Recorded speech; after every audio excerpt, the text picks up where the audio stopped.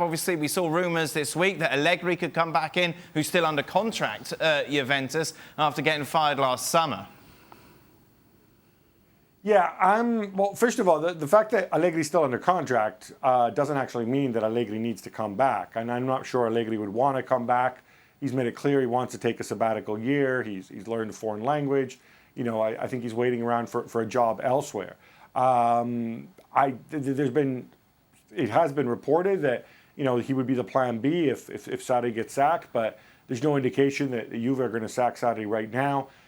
I think Juve were prepared for it to take time because it is a radical philosophical shakeup going from Allegri to Sarri. But I think what worries them is we're seeing nothing of Sarri ball. We're seeing nothing of the style of play that, you know, made Sarri a hot commodity 2 years ago when he was at Napoli and in his first few months at Chelsea. This is a team that has all the worst qualities of a Sarri team and all the worst qualities of an Allegri team. And it's that lack of forward progress, I think, which has to be concerning. Is the criticism fair? 7 months in?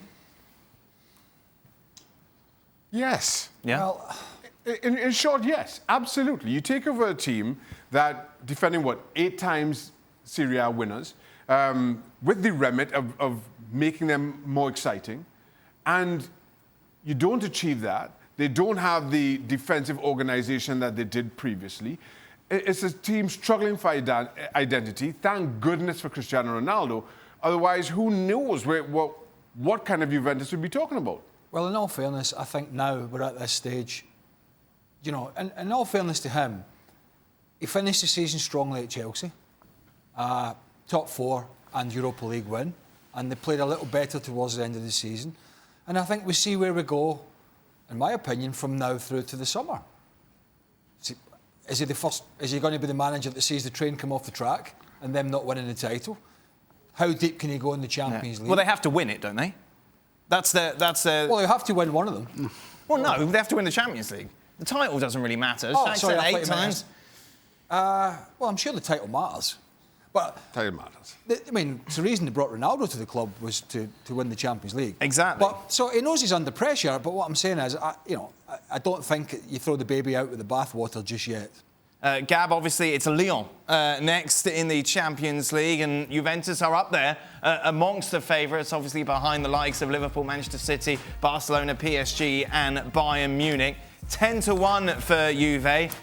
On this evidence, it's very difficult, isn't it, to make a case as to why Juve are going to go all the way and make it to Istanbul and win that final in May? Well, on this evidence, sure. But, you know, the Champions League is a completely different beast. You know, you don't... The team that wins it isn't the team that plays consistently good football throughout. It's about having the individuals, raising your game on the day, getting a good draw. And so Juventus are in the mix.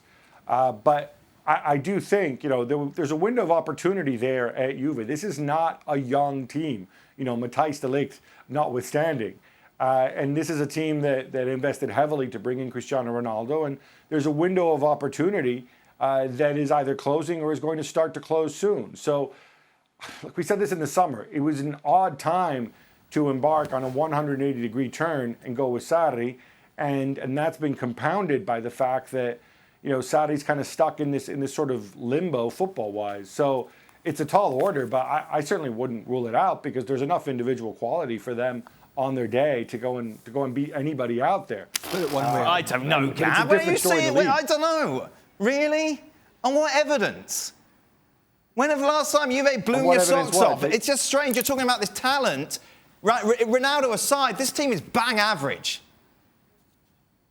Well, Tottenham reached the Champions League final last year. Oh, yeah, but they're anomalies, surely, in the case. If we're talking properly and we're analysing football in particular and looking at the standards of the sides that we've seen so far this season, you could say, oh, yeah, but Tottenham made it to the final, Monaco made it to the final, this, that and the other. But having a proper, frank, honest discussion, there is nothing we have seen from Juventus this year to suggest that they're going to make any sort of run in this Champions League this season, unless they get an incredible draw. But that's the wrong way to look at it because the Champions League has shown us and has taught us over the past few years that it's a different type of competition. If you have outstanding individuals, you can win it. Real Madrid won 3 Champions League titles on the trot, as you know. And in 2 of those 3 years, they finished way out of first place in La Liga. They weren't a particularly cohesive team. They weren't a particularly good team, but they came together when it mattered, and they had outstanding individuals. Now, are this Juventus side as talented as that Real Madrid side? No, they're not. But they're still talented enough that if things break their way, they're in with a shout. I mean, a less talented Juventus team without Cristiano Ronaldo reached 2 Champions League finals. So I don't, it needs to come together. But you're not going to come out and say, "Oh, look, they're not good, so they're not going to win," because otherwise we might all just go home and just give another Champions League title to Liverpool because they're the best team in Europe. Well, thank you very much for watching ESPN on YouTube. For more sports highlights and analysis, be sure to download the ESPN app. And for live streaming, premium content, and let's not forget as well, ESPN FC 7 days a week. Subscribe to ESPN Plus.